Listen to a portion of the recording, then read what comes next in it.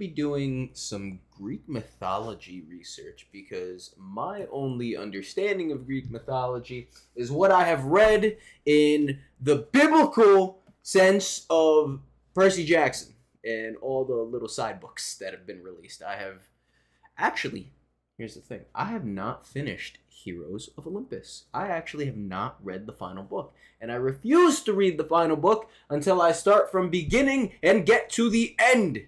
So that means I need to start with the Lightning Thief because I'm fucking crazy like that. I think this is the best way. I think the best way to do it is to gather all the stuff, am I right? All the fucking thoughts that you have on the whole situation, and then go about it like that. But for now, essentially, I'm going to do a somewhat deep dive on Greek mythology and get a better understanding of connections to things in real life. Because from my understanding, the Greek gods were just humans that lived a very long time simply for the fact that they had apples, they had ambrosia, and they had nectar. And that was the drink and food of the gods. And essentially, it's what we would have here: apples, bananas, veggies, meat, different drinks, even alcohol necessarily wouldn't kill you. But the whole point being is it's what kept them eternally living, or at least had the potential to live forever. So we're going to get right into it. I'm going to be doing most of this research of Greek mythology through Wikipedia. I'm going to pull up the screen shortly, but I'm mostly going to be reading things out loud and kind of getting an understanding. Because the very first thing that I didn't know was Hercules is actually the Roman depiction of Heracles, the god of strength and I guess labors? Right? Labors. Because he had the 12 stricken upon him by Hera, that spiteful bitch. That's the one thing I remember. Hera is the most spiteful of them all. By the way, not a sponsor, but notice me, Dwayne. Alright, so to start off, Greek mythology is the body of myths originally told by the ancient Greeks in a genre of ancient Greek folklore, today absorbed alongside Roman mythology into the broader designation of classical mythology. These stories concern the ancient Greek religion's view of the origin and nature of the world.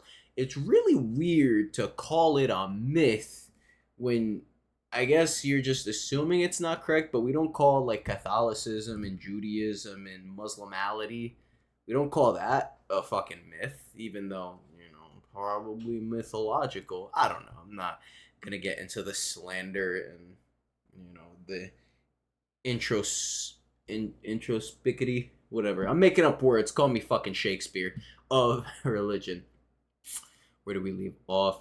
These stories concern the ancient religion, blah, blah, blah, the lives and activities of deities, heroes, and mythological creatures, and the origins and significance of the ancient Greeks' cult and ritual practices. Modern scholars study the myths to shed light on the religious and political institutions of ancient Greece, and to better understand the nature of myth-making itself.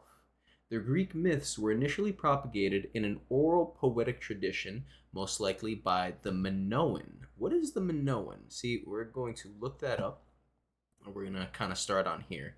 The Minoan civilization was a Bronze Age culture. What constitutes as Bronze Age? The Bronze Age is an anthropological, archaeological term defining a phase in the development of material culture among the ancient societies in Asia, the Near East. The Near East? I've heard of the Middle East. What the fuck is the Near East? And Europe. The ancient Near East was home to many cradles of civilization spanning the Mesopotamia, ancient Egypt, western Iran, Anatolia, and Armenian highlands, the Levant, and the Arabian Peninsula.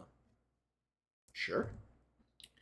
For the Bronze Age, an ancient civilization is deemed to be part of the Bronze Age if it either produced bronze by smelting its own copper. What is smelting? Smelting is the process of applying heat and a chemical reducing agent to an ore to extract a desired base metal product. It is a form of extractive metallurgy metallurgy, that is used to obtain many metals such as iron, copper, silver, tin, lead, and zinc.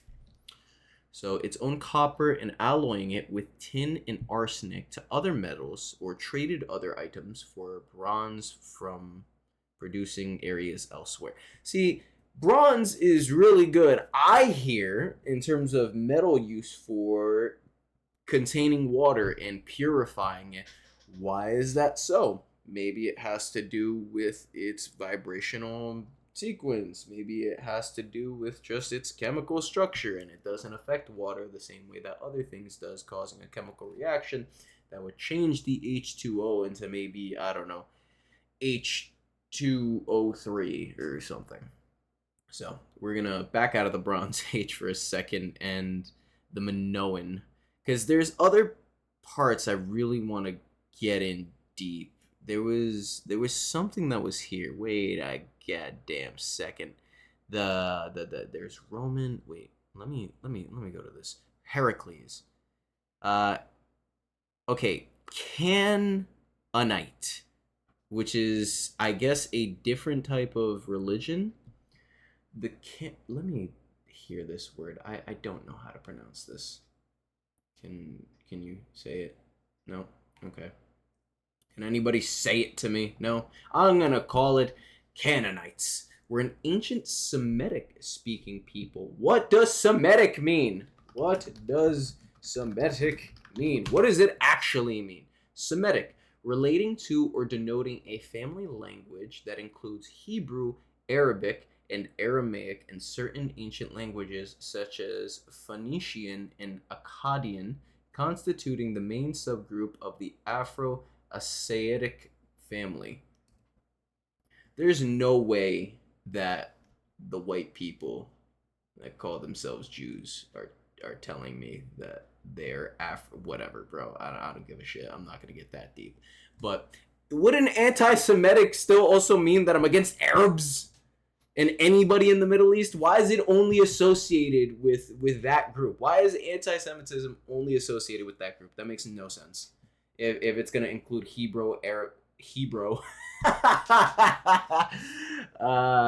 Arabic and Aramaic and other related languages.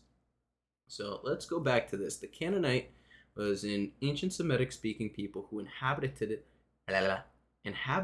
the Levant region, modern-day Israel, Palestine, Lebanon, and parts of Syria and Jordan during the Bronze and Iron Ages. See, that's what's so interesting. That's why I'm saying there has to be some connection between all the fucking bullshit religion that people spew nowadays and Christ is king and whatever. If you believe Christ is king, that's fine. Maybe he was king. I seek to not denounce anybody's faith or anything. I am simply somebody who wants to read, form my own opinions, and then probably be wrong about them. Or maybe be right and outcasted as somebody who propagates anti-Semitism. Believe me, I love my Arabs. Oh, I love my Arabs. The two best women on the planet, Arabs and Asians. And if you want a beautiful fusion of both, Indonesian. Either way, back on topic. The Canaanites lived in the Levant from roughly 3000 to 600 BCE, encompassing the Bronze Age and Iron Age. Canaanite society was organized into city-states with evidence of advanced urban planning and construction, including fortifications. Cool. Polytheistic with a pantheon of gods, including El, Baal. Whoa. Who is El? Is El the overlord? Okay, El is Allah is the supreme god of the ancient Canaanite religion. Okay, that makes sense. Is El the same as Yahweh? El and Yahweh are often considered the same god, though they were initially distinct deities. Who's separating them? Is it like fucking dialects in, just a dialect of English at this point is fucking Ghettonese or culture with a K. I don't know. I can't fucking understand half the time they're enunciating. It's like Atlanta specifically. They have a whole different way of speaking, or like the Cajuns in New Orleans. So either way, let's get back to the main premise of Greek mythology. So eventually, the myths. Here we go. The Greek myths were originally propagated in an oral poetic tradition, most likely by the Minoan and Mycenaean singers, starting in the 18th century BC. Eventually, the myths of the heroes of the Trojan War and its aftermath became part of the oral tradition of Homer's epic poems, the Iliad and Odyssey. Two poems, by the way, if that's a poem, none of that shit rhymed. Just saying. I've read them both, nothing rhymed.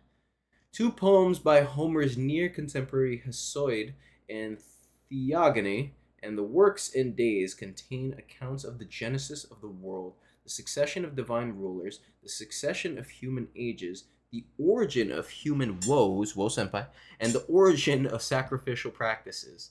Myths are also preserved in the Homeric hymns and fragments of epic poems of the epic cycle and lyric poems in the works of the tragedians and comedians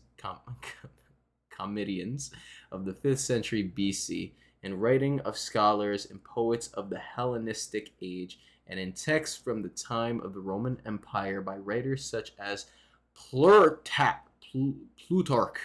and Pausanias. I'm gonna do my best to pronounce all of this shit as best as I can. Also, I'm switching this to, now let's keep standard. Large text or standard? Keep standard text. I know I'm the one seeing it. Honestly, let me fix this and let's see how. Wait. Let's. Oh wait, no, wrong thing. Those are my black bars. We're gonna keep our black bars there, and we're gonna do this. All right. So I think this will be the best way to do it. Is that lined up properly? It looks as lined up as possible. I think this works perfectly, actually. All right, so you guys are going to see essentially what I'm seeing now and understand why I'm mispronouncing absolutely everything. Wait. Fuck. I shouldn't have fucked with it. It was perfect. Oh, it was perfect. Wait. Okay, it's good. We're good. We're good. I'm not going to mess with it. It is what it is. It looks good. So, Greek mythology. This is essentially what I have been reading. So, aside from this narrative deposit in ancient Greek literature, pictorial representations of gods, heroes, and mythic episodes featured prominently in ancient vase paintings and the decoration of votive gifts. A votive offering or votive deposit is one or more objects displayed or deposited without the intention of recovery or use in a sacred place for religious purposes. Such items are a feature of modern and ancient societies and are generally made to gain favor with supernatural forces. Supernatural fucking forces? Are we contacting somebody? What's going on here? That's actually kind of crazy. Okay, hold on. Let me go back. I need to check the stream real quick. All right, that's very interesting. I guess you would compare that to, yeah, just decoration. Like here, I don't know if ancient Greek armor with color. I wanna see that. There's a picture specifically. I think of. Is it no? Where is it? It's something. I really like this though. Imagine it fucking looked like this gold plated stuff. Alexander the Great. Alexander the Great armor. And I want to see the color. Was it him? No, it wasn't him. Julius Caesar. Julius Caesar armor. Did he wear armor? I guess. Looks like this. There was a picture I saw on Instagram that was very telling and very beautiful. This, I mean, granted, it's made in the modern age with not that much, heart behind it, so it doesn't look great. Ah, here it is. This is what I was looking for. This, as opposed to what it looks like now, at least on a statue, it looks like this. It took the color out. I don't know if it's just wear and tear and the color eventually fades, or what it might be. Either way, this is so fucking cool, man. The fact that these statues were built by ordinary people, have you not? I don't know. There's something beautiful about it. And I would love to one day be able to get so good at artistry that I myself can make armor and statues. I would love to be able to carve, the person I love the most in this world. So, like, I know Mark Zuckerberg and fucking Jeff Bezos have statues or some depiction of what's like of what their wives look like, which I mean that's cool and everything, but at the same time, I would like to make it myself. That's just me personally. I feel like drawing, painting, and understanding each and every facet of your wife, of your loved one. If you see me doing something over here, I'm just, checking on things, trying to make sure this stream is all good, have you not, and whatnot. But either way, this is cool, and I kind of wish this type of style, this artwork, this in general, I wish it would come back. Was he blonde? Is that true? Was he blonde? That'd be kind of cool, you know? But back to Greek mythology. Sorry for peeking the mic there. I just got excited. I'm gonna move this back a little bit. Hopefully you guys won't be ear raped. So, pictorial representation vase, votive gifts, geometric designs on pottery of the 8th century BC depict scenes from the epic cycle as well as the adventures of Heracles. In the succeeding archaic, classical, and Hellenistic period, Homeric and various other mythological scenes appear, supplementing the existing literary evidence. Yeah, I doubt people would make this much artwork and all this kind of stuff and not be, I don't know, it not be truthful. I'd have to imagine it's a little bit truthful. So, Greek mythology has had an extensive influence on the culture, arts, and literature of Western civilization and remains part of Western heritage and language. Poets and artists from ancient times to the present have derived inspiration from Greek mythology and have discovered contemporary significance and relevance in the themes. Okay, that's pretty cool. Literary sources. I wanna dive into some of the cool stuff. I want to see the pictures. The pictures are what really makes you go, whoa, that's fucking awesome. Like you see it in the basis here. Achilles, I guess he's gonna get his Achilles torn up there. Prometheus. The myth of Prometheus first was attested by Hesiod and then constituted the basis for a tragic trilogy of plays, possibly by Siculus, consisting of Prometheus Bound, Prometheus Unbound, and Prometheus Priphoros. Ooh, so this is a trilogy. I love this stuff. It's kind of like Dante's Inferno, where you have the Inferno, the Purgatorio, and Paradiso. So let's go with Prometheus Unbound first. Or Prometheus Bound. So Prometheus Bound is an ancient Greek tragedy, traditionally attributed to Siculus. All right, let's find out who the fuck this is first. All right, you're diving in deep into the brain of an ADHD person, which apparently we all have. I am mentally handicapped. Was an ancient Greek tragedian, often described as the father of tragedy. Academic knowledge of the genre begins with his work. An understanding of earlier Greek tragedy is largely based on the inferences made from reading his surviving plays. According to Aristotle, he expanded the number of characters in the theater and allowed conflict among them. Formerly, characters interacted only with the chorus. The chorus, a Greek chorus, is in the context of ancient Greek tragedy, comedy, and satire plays, is a homogeneous group of performers who comment with a collective voice on the action of the scene they appear in, or provides necessary insight into action which has taken place off stage historically. And then it continues from there. Apparently this man lived to 67. He was a playwright and a soldier, which I assume most people during this age were, because it was just an age of my god, your god, I don't know. How much of this stuff can you believe? Seeing is believing, and reading is the downloading of information. Either way, so Asclepius was the father of tragedy. That's pretty cool. Written by disputed. Why is this disputed? Interesting. Was he Prometheus being chained by Vulcan by Dirk van Baberoen?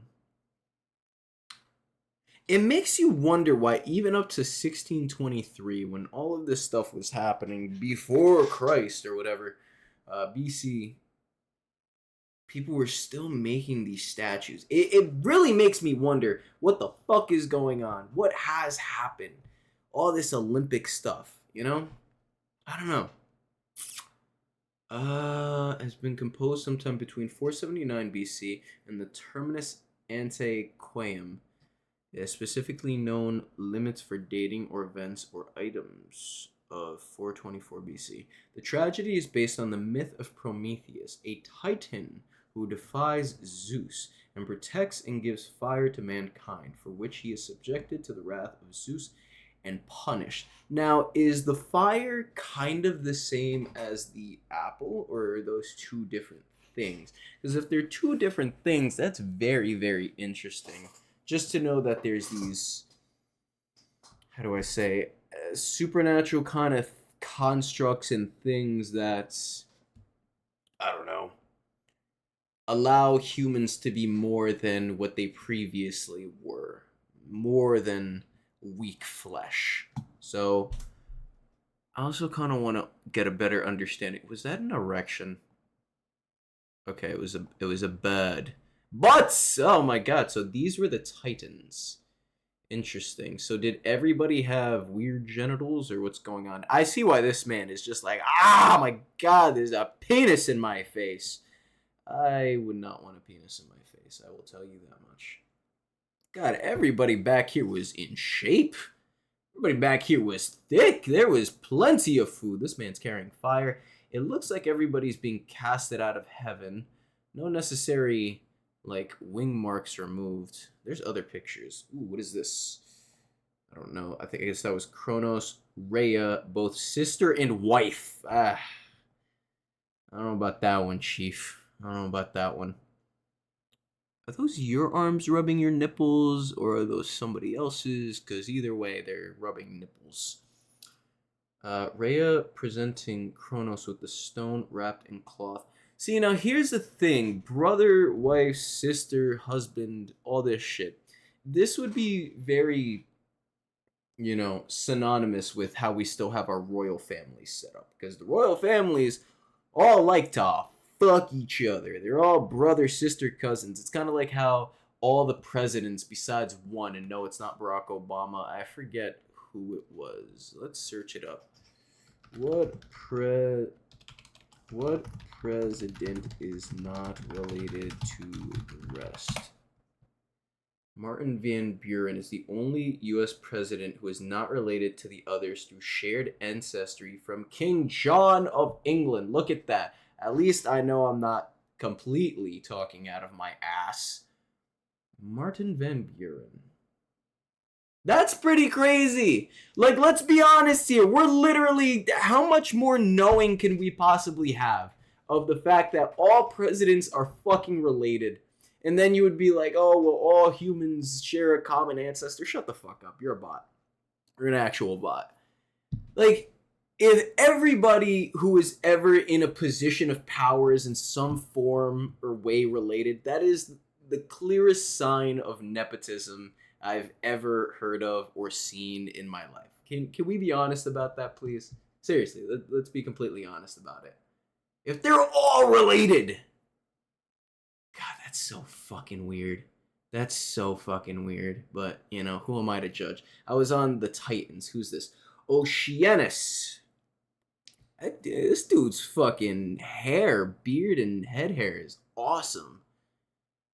Like, it really makes you wonder, were they this ripped and they looked this good? Because, I mean, if you had people from the ancient ages who ruled through strength and gained power because, I don't know, maybe they deserve to have power, or maybe they were just, strong like this, built like this, and invoked fear into others that they got their army, their people to be able to enslave the rest and have them be able to deal, with society.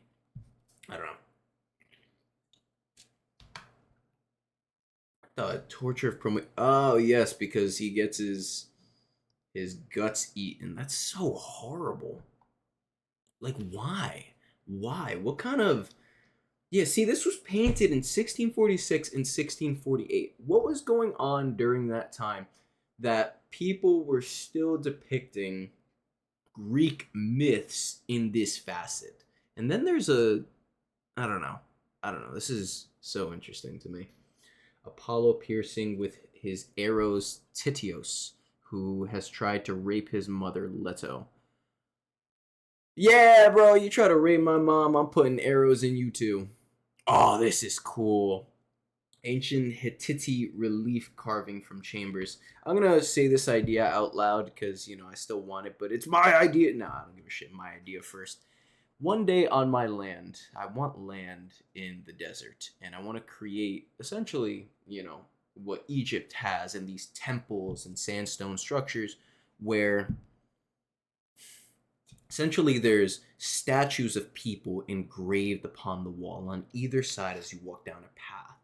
And when the wind blows through each side, I want the larynx, the esophagus, the throat, and the head structure to be equivalent of people who were great singers, had great speaking voices. And when the wind passes through them, it would essentially be able to depict their voices. I don't know if that's possible. I don't know how much thinking and time and technology has to go into that, but I would love to do something like that where you're walking down a pathway and simply the wind creates a tune like similar to the people that it's, depicted after. You know what I mean? Imagine having Celine Dion, not the actual person, but a statue of her engraved into a wall with an open mouth. And the way that the stone is shaped on the inside is the same as her vocal cords. And maybe, having stone vocal cords probably wouldn't allow it to sing very well, but it's a dream. Maybe there's some way to get to it the same way that, you know, I mean, how can you not believe that anything is possible in this reality? How can you not believe that? One day, J.K. Rowling wrote Harry Potter on a napkin. It is now a castle that you can actually go and see in Disneyland or Disney World. I've never been to either, but it's fucking there. It was made into movies. The linear process of it starting off on a fucking napkin, eventually written on paper, had a binding put over it in the form of a book, published, edited, published, and sent out into the world. People loved it so much they made movies. Eventually, they made the fucking castle. How can you not believe in manifestation? I think that's one of the greatest, depictions of manifestation, besides like the iPhone or whatever. The Anunnaki. See, that's another thing. Let's open you. Is the Anunnaki, what religion does this fall under? Apparently, they're these big creatures, humanoid creatures that ruled us, didn't rule us. Apparently, we killed. I don't know, man. I don't know. But if they did exist and now we're the only, humanoid creatures on this planet, it really shows you that we have severe Napoleon, Napoleon syndrome. Just couldn't stand being so much smaller, so we have to get rid of them. Everything's a dick measuring contest, I swear to God. Alright, I was, again, I'm supposed to be looking at Titans. What is this? That's a Poseidon. Okay, let's get back to this. In Greek mythology, the Titans were the pre-Olympian gods. According to the Theogony, what is Theogony? Is a poem by Hesiod describing the origins and genealogies of the Greek gods, composed 700 BC. It is written in the epic dialect of ancient Greek and contains 1,022 lines. It is one of the most important sources for the understanding of early Greek mythology. Hesiod. They were the 12 children of the primordial parents Uranus and Gaia. The 6 male titans were Oceanus, Coeus, Creus, Cyrus, Creus, Hyperion, Lapetus. Why is your name Hapatus? Why is your name the first letter lowercase? And Kronos. 6 female titans called the Titanides or Titanesses were Thea, Rhea, Themis, Mnemosyne, Phoebe, and Thythus. After Kronos mated with his older sister Rhea, oh hell yeah, oh yeah, it's so gross. She bore the first generation of Olympians, the 6 siblings: Zeus, Hades, Poseidon, Hestia, Demeter, and Hera. Certain other descendants of the Titans, that look was, well, that tradition keeps going clearly because Zeus and Hera. Certain other descendants of the Titans, such as Prometheus, Atlas, and Helios, and Leto, are sometimes also called Titans. Why is that? Titans were the former gods, the generation of gods preceding the Olympians. They were overthrown as part of the Greek succession myth, which tells how Kronos seized power from his father Uranus and ruled the cosmos with his fellow Titans before being in turn defeated and replaced as the ruling pantheon of gods by Zeus and the Olympians in a 10-year war called the Titan Makphe. Okay. Titanomac. Titan. I want you to say it to me. No. Say it to me. See, if this was an Apple computer, it would be able to say it to me. Either way. It was a 10-year war fought in ancient Thessaly, consisting of most of the Titans fighting against the Olympians, the younger generations. This is like the opening scene in God of War, I believe. Like 1, 2, or 3. Or 1 or 2. I don't specifically remember. Fighting against the Olympians and their allies, the younger generations who would come to reign on Mount Olympus. The event is also known as the War of the Titans, Battle of the Titans, Battle of the Gods, or just the Titan War.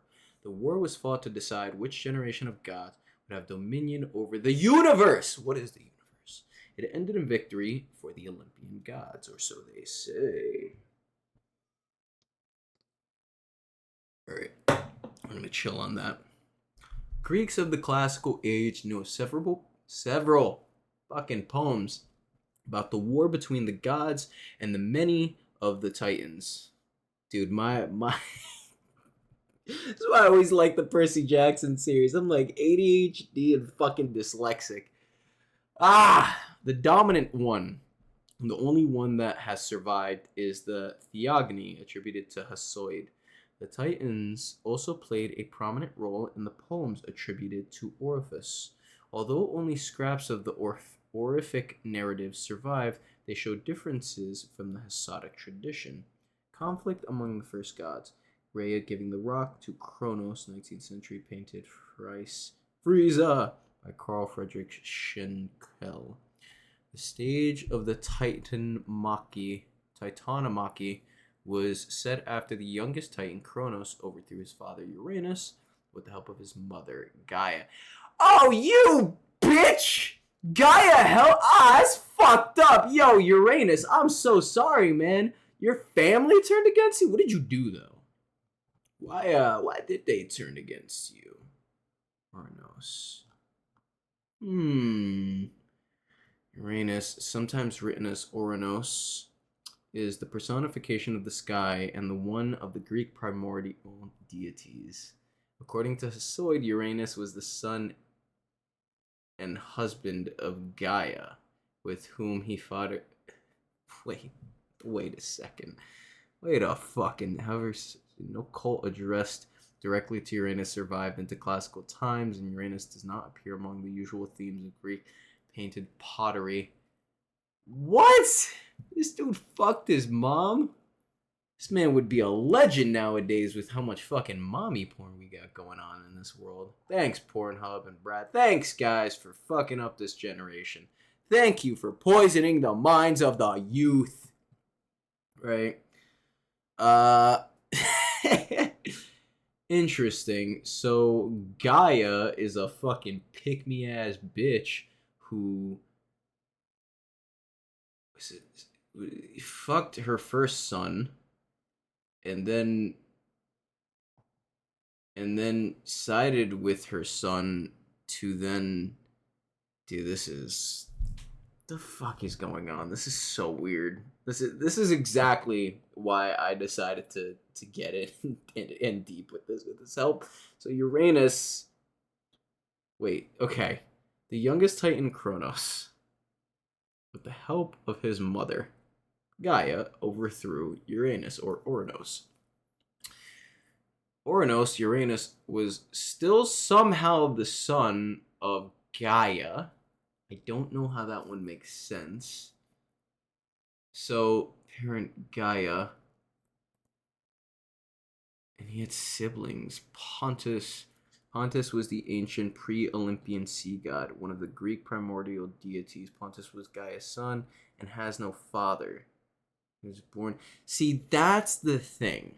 That is the thing that very much so intrigues me. The Aurora were the Parathon offspring of Pontus of Gaia produced alongside. What? Wait. Suspicious activity in your account. Someone else might. Who is this? I don't know what's going on there. Sorry, I had a suspicious activity on one of my accounts, or so they say. So here's all the primordial deities: Aether, Anunnaki. Is that where the Anunnaki come from? Was he like some big whatever person? And Gaia brought forth long hills, graceful haunts of the goddess nymphs who dwell. Oh, wait, but who is Uria? Who is Uria? Because it's not telling me. Mountains, plural of ancient, with a offspring of like. So what is he? The god? She is the god of mountains. El Mule, the guard. I need to know what this is. I need to know who, what, where, whatever the fuck this is. Great primordial gods of the mountains. That's your really? Just mountains? That's fucking lame. That sucks. It's like, here, I'm gonna fuck or birth something, and then here, you'll be the how do we put it? Whoever. You'll be the god of this. You'll be the god of microphones, essentially. Conflict amongst the first gods. So the Titans were gods, but they were named Titans. And then after the Titans came the gods. What comes after gods? Congress? Fucking royalty? I don't know. Take over creation. They take over creation. I'm starting to get all over the place, but I'm so... Okay, so primordial deities, Titans, Olympians, water deities, chthonic deities... referred to as chthonic were god spirits who inhabited the other world or existed in or under the earth, and personified concepts. Oh my god! Here, I'm going down the crazy. Look how many fucking tabs I have open. I'm gonna have the most skewed sense of Greek mythology. The primordial deities of Greek mythology are the first generation of gods and goddesses. These deities represented the fundamental forces and physical foundations of the world, were generally and not actively worshipped, as they, for the most part, were not given human characteristics. They were instead personifications or places or abstract concepts. Okay, so that's what Greek primordial deities are. So they're essentially, yes, the personification of what chaos is, of what order is, of what... whatever. So chaos to the Erebus. Erebus is a personification of darkness. Gaia is also the personification of Earth, which she clearly has a physical, human characteristics. Tartarus is the deep abyss that is used as the dungeon of torment and suffering for the wicked. I'd have to imagine some form of Tartarus is real, especially in this world, this reality, but Eros, god of love and sex. So love and... well, sex isn't lust, but I don't know. Weird. referred to as Cupid or Amor, mi amor.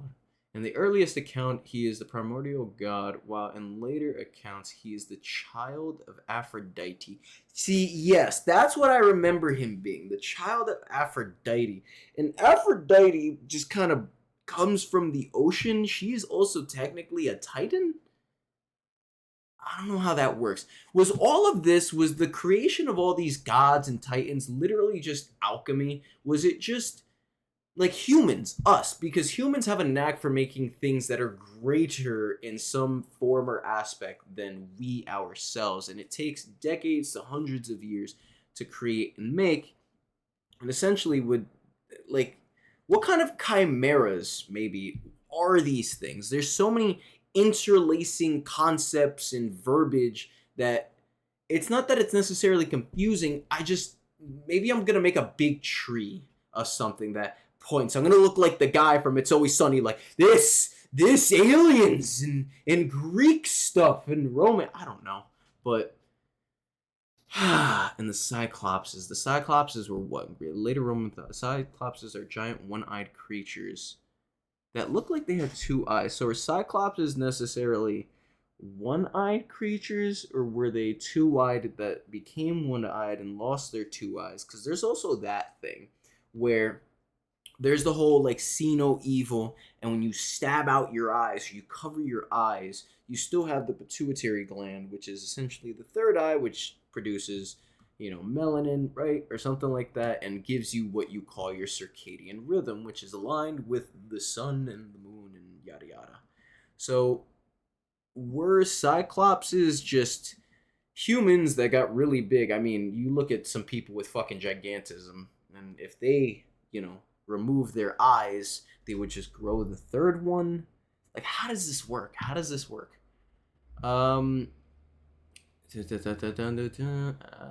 and Uranus, whose severed genitals created goddess Aphrodite from sea foam. Okay. In turn gave birth to the Titans and the Cyclopses. Okay, wait, what came first? Is Aphrodite the oldest? Is Aphrodite the oldest? I'm gonna search it like that first.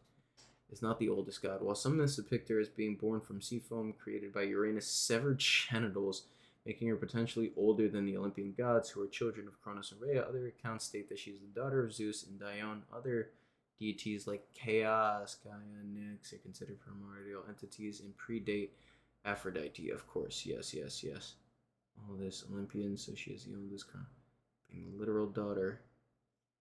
What do you mean literal fucking daughter? Who the fuck adopts somebody older than them? You will now be considered my offspring. Not really. I know you're as old as my mother is young, but you are now my daughter. What the fuck kind of weird familial ties is this, man?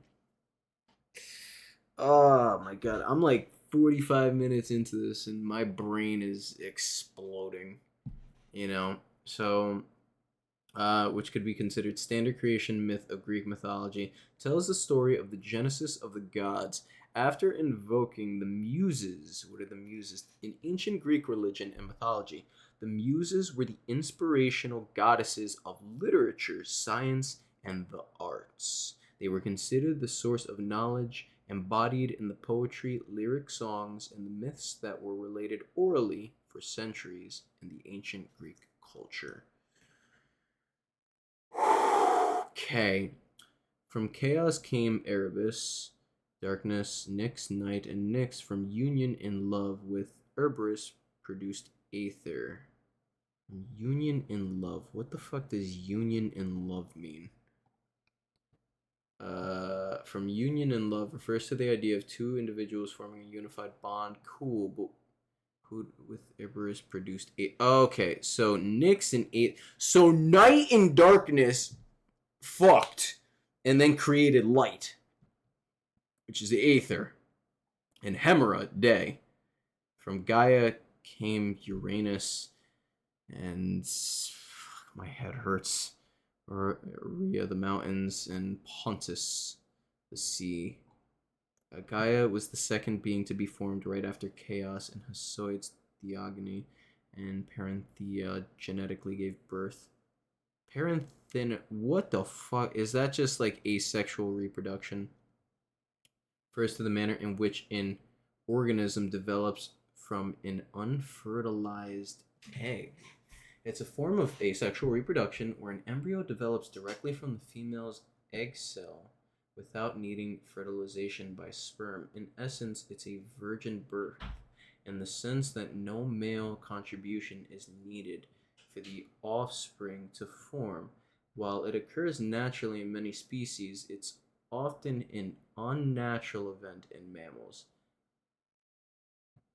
Let's just say unnatural. Okay, examples. So, whiptail lizards. Certain species of whiptail lizards reproduce solely through there's an R.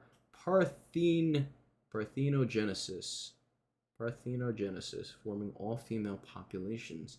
Aphids can reproduce both sexually and parthenogenetically with parthenogenetic.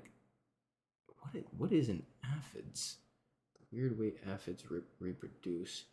Reproduce asexually through a process called blah, blah, blah, blah. Yes, but what the fuck are they? Ah, so it's much yes, it's a bug. This is so weird.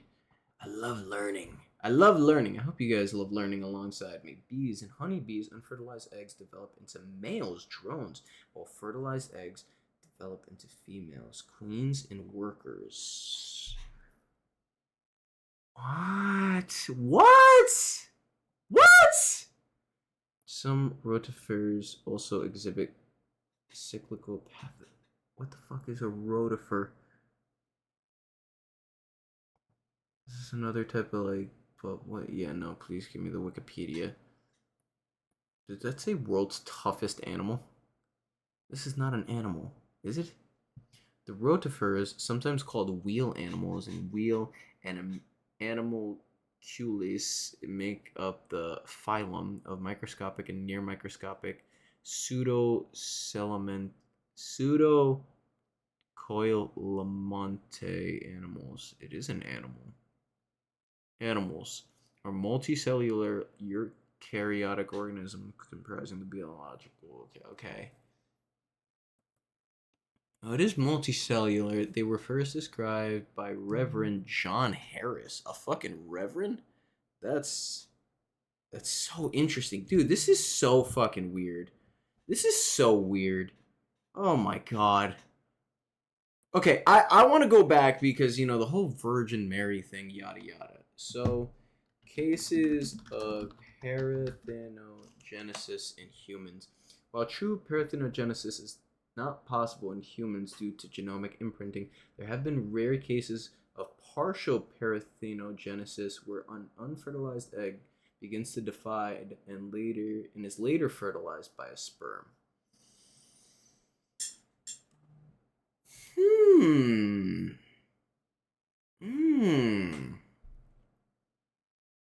It's telling me it's not possible, but see, that's the fucking don't tell me it's not possible, but then say it's kind of possible, but then it's later done this way. Like no. No. Hold on one second.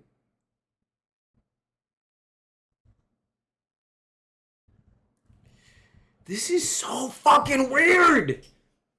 Study a well-known case involved a boy who was found to have some cells, like white blood cells, lacking any paternal genetic material. Scientists concluded he was a phenogenic chimera, a mixture of fertilized cells. What the fuck? The result in viable human offspring. A parthenogenetic chimera is an individual with two or more distinct cell lineages, where one lineage is derived from a parthenogenetic egg. Are twins parthenogenetic chimera? Not inherently parthenogenetic chimeras, but they can sometimes develop into chimeras. Parthenogenesis is, dude, My fucking brain. While twins are formed from separate zygotes, they don't necessarily fuse or exchange cells, which is what leads to chimeraism.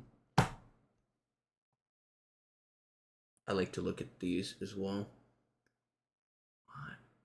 A human parthenogenetic chimera. Oh, he looks a little lopsided there.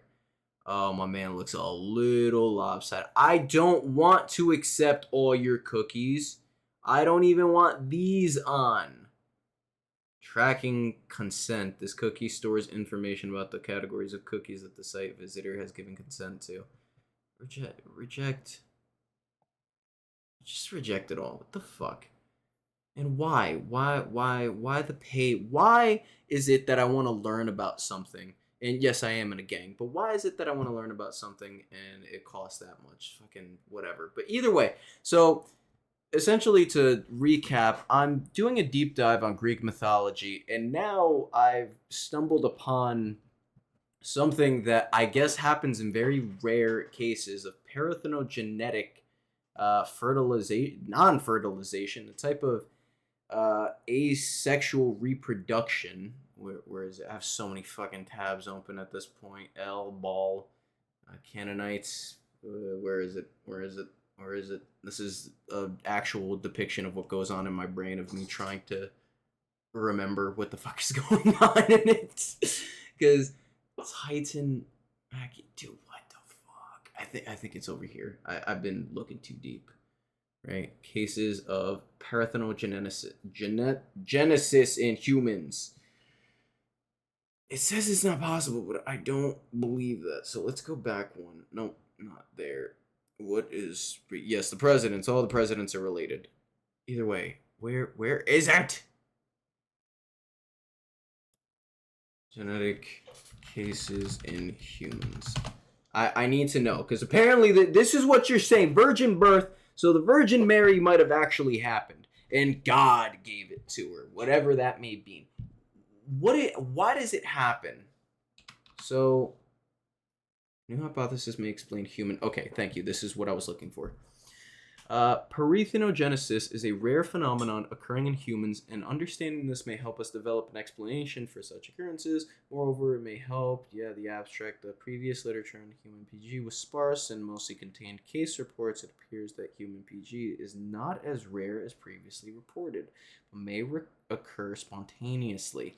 Okay, so we're giving a little bit of validity to the Virgin Mary and whatnot. And I kind of want to know, who is the equivalent of the Virgin Mary in Greek mythology? There's got to be.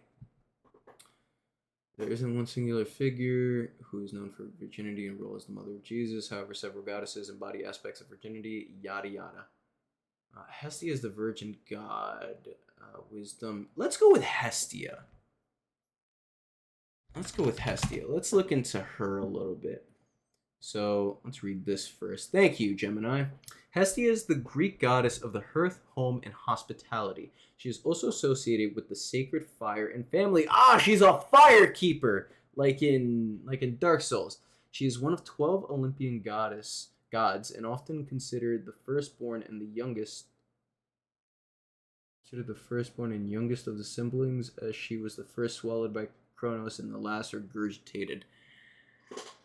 Oh, we're back into the complication of it all. What do you mean she's the first and last? Because I know Kronos ate his children.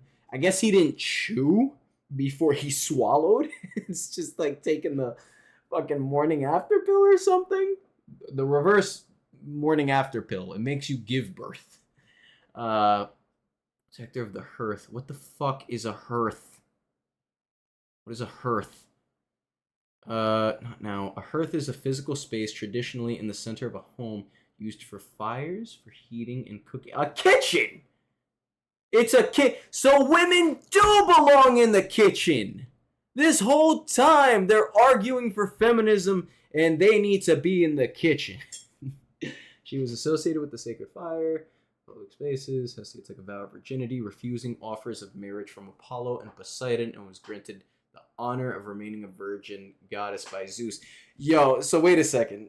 Apollo and Poseidon were trying to fuck this girl. And then Zeus was like, hey man, I'm gonna let y'all know I tried fucking her too. She told all of us no. You know how many women tell me no? None.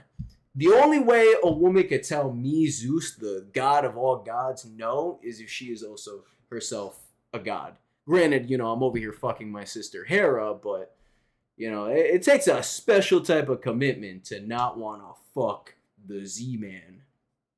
But... Alright, in ancient Greek mythology, Hestia is the virgin goddess of the hearth and the home. The kitchen! I'm calling it the kitchen! And the home. In myth, she is the firstborn child of the Titan Kronos and Rhea, and one of the 12. She's also the last because she got swallowed first. Pig. She's the pig? Why the fuck would she be the pig? That's so rude!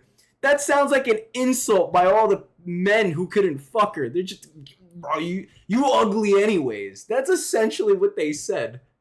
Zeus, the youngest child, escaped with his mother's help and made his father disgorge all his siblings. Wait, I skipped this. In Greek mythology, newborn Hestia, along with four of her 5 siblings, was devoured by her father Kronos, who feared being overthrown by one of his offspring, Zeus, the youngest child. I thought she was the whatever. Escaped with his mother's help and made his father disgorge all his siblings. Kronos was supplanted by his new generation of deities, and Hestia thus became one of the Olympian gods, the new rulers of the cosmos alongside her brothers and sisters.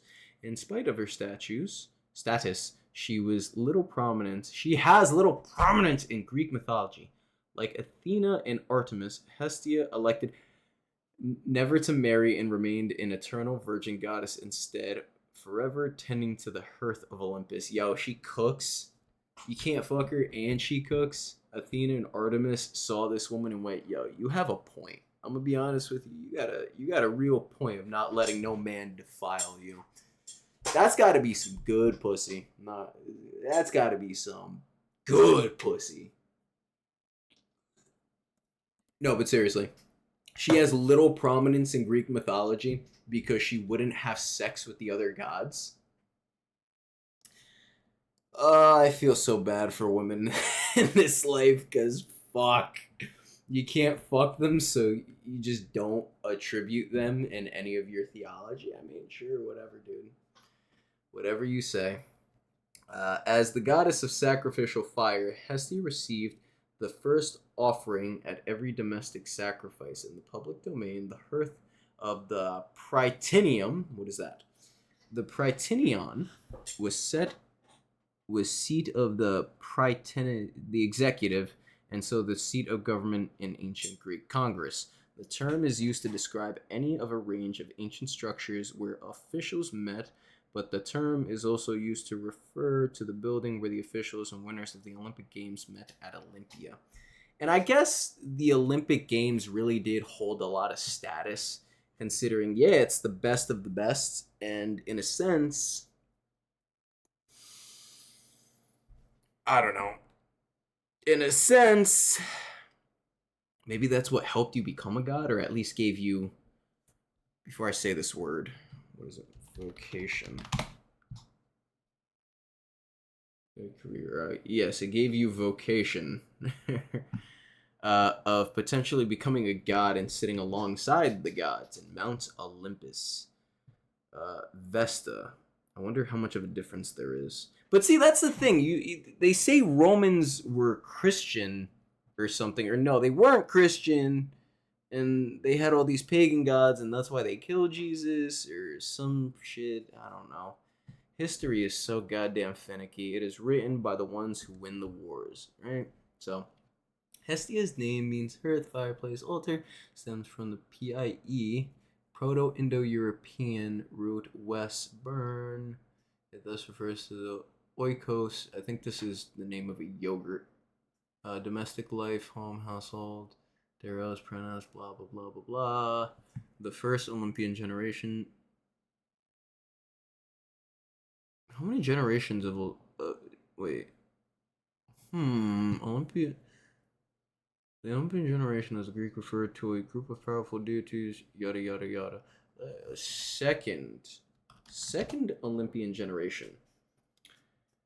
The second generation of oh, okay, just the ones that were born next. Okay, so just to clarify as well, I want to know Zeus, Poseidon, Hera, Demeter, Aphrodite, Athena, Artemis, Apollo, Ares, Hephaestus, Hermes, and either Hestia or Dionysus. Isn't that fucked up? Hold on. The ones that are kind of like maybe in the Justice League, Hestia and Dionysus, they serve two purposes, which is one of them is in the kitchen cooking for everybody, and the other one makes wine. Isn't that the craziest thing? Because I'm pretty sure Dionysus was made a god because Zeus was like, "Yo, this moonshine you're making, man, ooh, it's some good stuff. That's some good stuff. Getting me crunk out of my mind." That's so fucking weird. These two Muslims consist of the plus. Wait, so is it just a favorable game of like, who's gonna come first? Who made the best food or who provided the best alcohol that day? Yo, that's so funny. There's so much mortality and humanism in the Greek gods. It's like, how are they gods? See, I like this. This is kind of what I've been needing and what I wanted to look at. I quite a few fucking Leto. Wait. Hollis was one of the three groups of children born by the three groups. You're in. Oh yes, because there's Ceres and Phoebe. Leto. Who is Leto? Leto is a childhood goddess, the daughter of the sister of Apollo and fuck. There's a lot to go through here. This family tree is a goddamn grapevine of incest. No pun intended, but God. All right. This is a lot. All right, I'm like what, an hour in. I think I'm done for now. I don't know if I should keep all of these tabs open. I kind of want to. It's eventually just gonna expand into 100 tabs, and I don't know how I'm gonna download every bit of information that I want, unless I'm literally reading all of this, which I might. In terms of, I'm trying to create a knowledge base here because we still have this trilogy of Prometheus we never went over. This is the father of tragedy. The Titans I didn't do too much of a deep dive on. This is the most ADHD experience of researching the Greek gods, but like at the same time, it's all so interesting and you can relate it to so much possible stuff that has happened in the human world. Growth, fucking. I need to know. If what experiments are being ran by XYZ people, because this has been a mind fuck of just Greek mythology, Roman mythology, Canaanite mythology, which is, I guess, fucking Semitic religion that was rewritten and called something else. I don't know. I don't fucking know. But I guess my main takeaways are I want to understand the relationship between the Titans and the gods a little bit more to understand why they went to war. Was it simply just a power struggle and it was Kronos' fear of being overthrown so much? Like maybe he took too many mushrooms and got really paranoid. Maybe he was going to change his mind after he ate his children. I don't know. And then I want to understand the asexual reproduction of the gods, because this man, did Gaia in Uranus fucking take a vow of celibacy, so they cut their genitals off and their genitals found each other and started fucking in the ocean, and that's what sea foam is. So now I'm going to be really wary of sea foam. And it created Aphrodite. What the fuck? A human parthenogenetic chimera. In mice, parthenogenetic embryos die at the early postiplanation stage as a result of development requirements for paternally imprinted genes, particularly for formation of embryonic extra embryonic tissues, chimera parthenogenetic. Normal mice are viable, however, due to non-random differences in distribution of their two cell types, species differences in imprinting patterns in embryo and extra embryonic tissues mean that there are uncertainties in extrapolating these experimental studies to humans. Here, however, we demonstrate that parthenogenetic chimeraism can indeed result in viable human offspring and suggest possible mechanisms of origin for this presumably rare event. I want to fucking read it! Why are you telling me to buy this article, you cunt? You fucking cunt. Can I email you? I know people that do this, apparently will email you or whatever, but fuck, 12 Olympians, the 12/13 Olympians, because they can't decide whether they want the winemaker or the lady who cooks for them as one of the gods. All right, I'm officially done. I'm done. I'm gonna upload this to my YouTube channel. I'm gonna do another one of these maybe later today. I am so fucking invested in trying to understand what exactly is happening. And again, I'm gonna be the Sunny in Philadelphia guy. Like, oh, all these things connect and go fucking crazy. I swear to God, knowledge does drive you mad. Eat the apple, they say. But for now, thank you everybody for joining. Be on the lookout for more. These are my thoughts. I'm gonna do a gameplay video. I'm gonna do a walkthrough on my channel as well. I'm doing one over at the Cucamongas in Chrono Trigger. I started 2 of them and epically failed in continuing in Final Fantasy 1 and Spooktober. I'm gonna do Spooktober this year. I'm gonna fucking do it. I gotta do it. I have to. I failed last year. I can't fail this year. All right? I can't fail 2 years in a row. So for now, be on the lookout for that. I'm gonna do a stream also of me cleaning up the Passaic River soon. And again, for now, goodbye, everybody.